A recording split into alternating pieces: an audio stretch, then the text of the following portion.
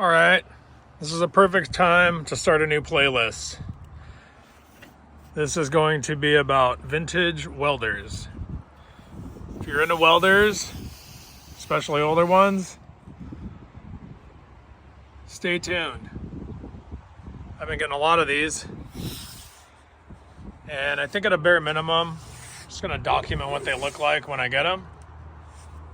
And if I can, what I will do is go over a little bit of the history if I can find it. And I will also test all of the welders, throw some rods on them, and see how they burn. Maybe you'll see your favorite model on this playlist.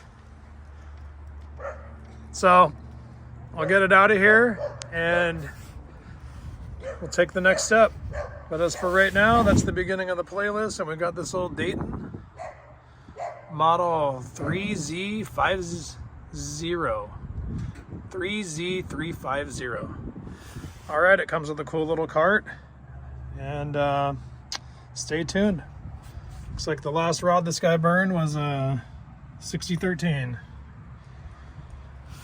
Definitely has been around the block. All right. Hopefully you enjoy the video, and hopefully you enjoy and check out the new playlist.